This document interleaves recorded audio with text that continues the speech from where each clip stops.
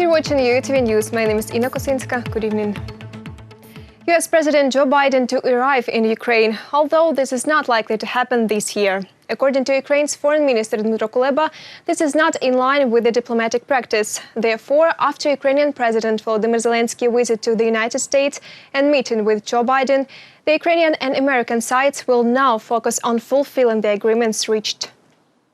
Relatives of the 298 passengers and crew killed on July 17, 2014, when a Buk missile blew the plane heading from Amsterdam to Kuala Lumpur out of the sky above eastern Ukraine, had their say in court on Monday. Under Dutch law, the relatives are allowed to make a victim impact statement to the court without being asked questions. About 90 people plan to do so over the next 3 weeks, some speaking via live video links from other countries. Besides, during today's hearing in the MH17 Downing trial, presiding judge said the ruling is expected to be issued the next year.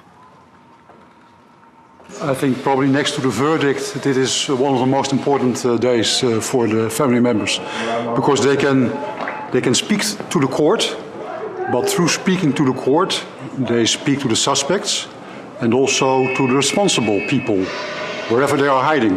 So this is a form of communication with the people who are responsible for this disaster.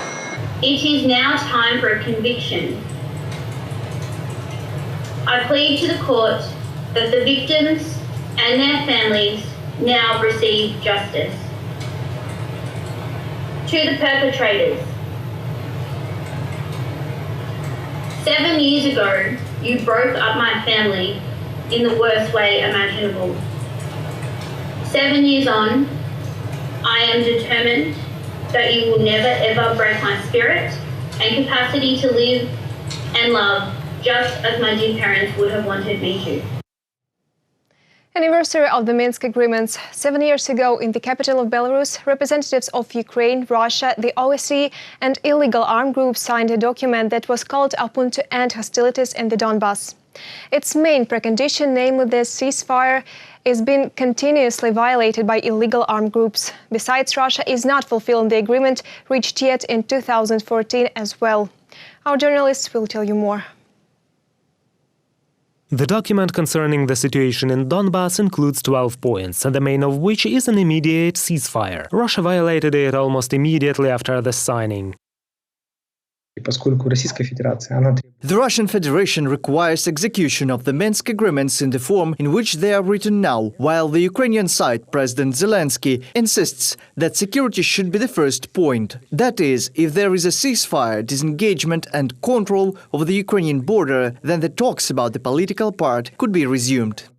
In August, the OSCE Special Monitoring Mission recorded over 2,000 violations of the ceasefire. The observers recorded more than 50 pieces of military equipment deployed in violation of the withdrawal lines. And the other day, the Russian side refused to extend the representation of the OSCE mission in the Ukrainian-Russian border. After the Normandy meeting in 2019, Ukraine managed to make progress in the implementation of the Minsk Agreements in terms of the withdrawal of troops in 3 areas. Demining of areas has also been agreed, but no one could reach the practical implementation of all points, according to advisor to the head of the president's office. The main problem is that the document is not written clearly enough. This allowed Russia to interpret it in its own way. They are not a binding international legal instrument. This is a voluntary agreement of the parties. In addition, they are written so strange that the Minsk Group was created in order to coordinate positions on the order and content of their implementation. The Russian Federation has consistently imposed its version on us for 7 years. We offered our own version and offered options for reapproachment. They didn't agree. The world understood that the main opponent of the Minsk Agreements, the main state involved in disrupting their implementation, is the Russian Federation. Ukraine is looking for an alternative to the Minsk Agreements. President Volodymyr Zelensky stated that the format should be either changed or abandoned. Ukraine has also invited the United States to join the Normandy format together with Ukraine, Germany, France and Russia. On the 7th anniversary of the signing of the Minsk Agreements, the United States called on Russia to withdraw its troops from Ukraine. On the 7th anniversary of the Minsk Protocol signing, we call on Russia to fully implement its Minsk commitments, withdraw the forces it leads from Ukraine, and return to Ukraine full control of its internationally recognized borders. Russia must take responsibility to end the conflict it began in Ukraine. During a working visit of Volodymyr Zelensky to the United States, US President Joe Biden assured him of his absolute support for the sovereignty and territorial integrity of Ukraine. The issue of the Minsk agreements was not discussed at the meeting, and according to Alexei Arestovich, it means the defeat of Putin and the whole Russian regime. Reported by Vadim Kramer and Svetlana Sich, UATV News.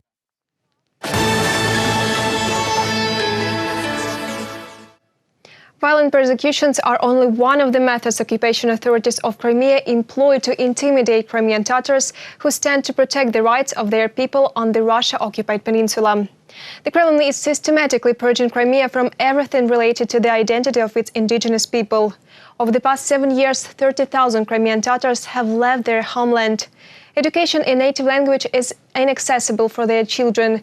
Besides, the so-called authorities are also destroying the world's only example of Crimean Tatar palace architecture, the Han's Palace in Bakhchisarai. More details in the following report. Herkes yaşamak serbestlik ve şahsi hafsızlık hakkına maliktir.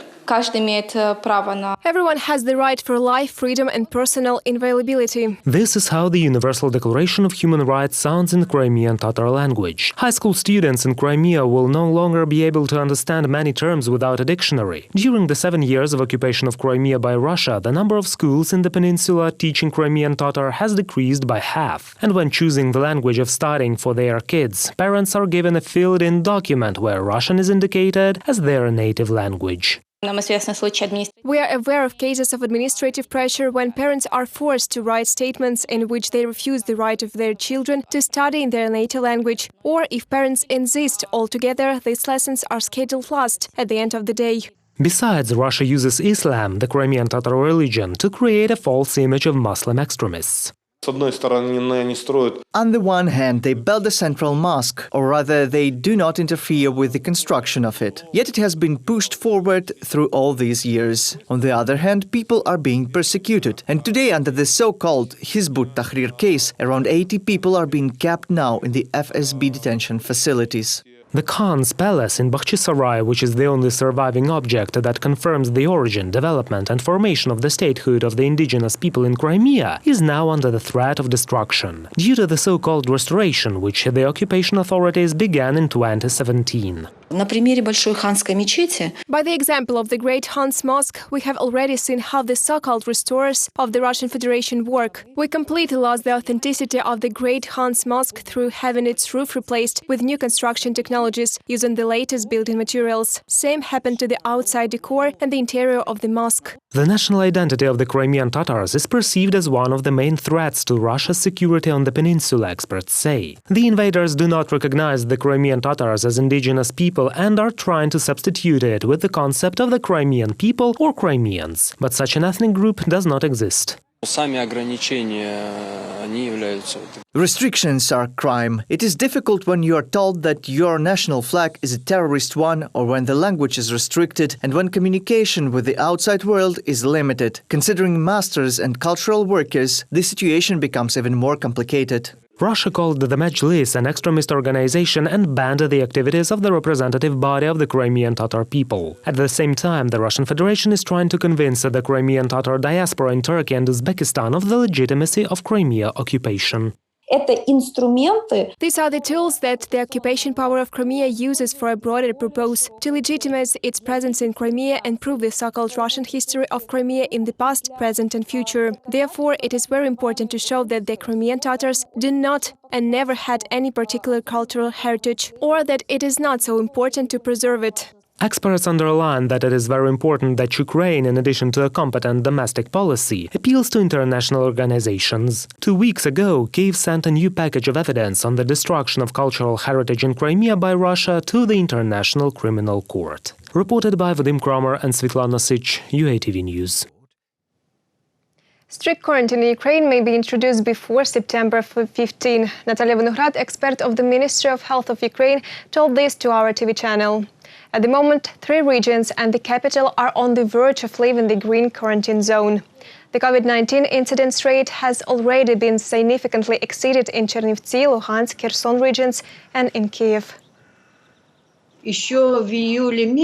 Back in July, according to my forecast, we should have entered to the red zone on September 10th. For me, many areas are yellow, some of them turn into orange. Those are the realities. If you look closely at what is happening in other countries, we see that most countries are already in a red zone. This process is going on the same everywhere. These are the laws of nature.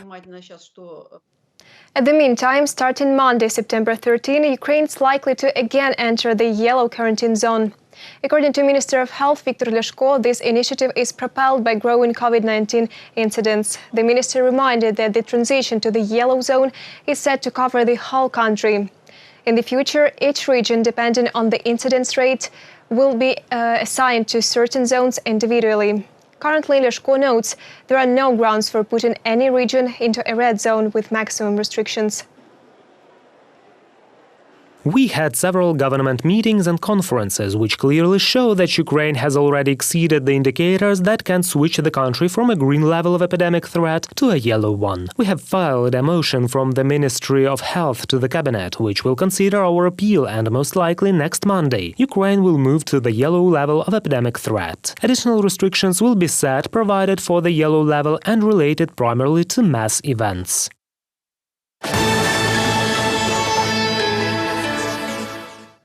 Almost 28,000 pilgrims from 10 countries of the world have already arrived in the city of Uman in central Ukraine to celebrate the Jewish New Year, Rosh Hashanah. According to State Emergency Service, they and the police are working in crowded places daily, carrying out information and preventive work with the pilgrims. According to the National Police, about 50,000 pilgrims are expected to arrive in Uman to celebrate the holiday. The celebrations will take place from September 6 to 8. 98 medals, 24 gold, 47 silver, 27 bronze ones, and the 5th place in terms of the number of awards. This is the result of the Ukrainian Paralympic team in Tokyo. Ukraine won medals in 10 sports. Our correspondents met the champions and prize winners of the Tokyo Paralympics at the Boryspil airport.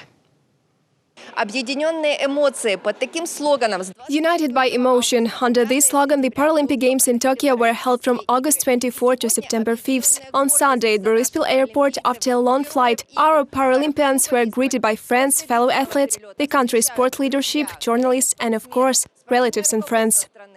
Roman Daniluk, who won the Paralympic silver in shot put, is eagerly awaited by his wife and little son. We're very glad that our father won such a great award for Ukraine, and our family were waiting. Tired but happy, Ukrainian Paralympians leave the airport arrivals hall to the thunderous applause of the greeters.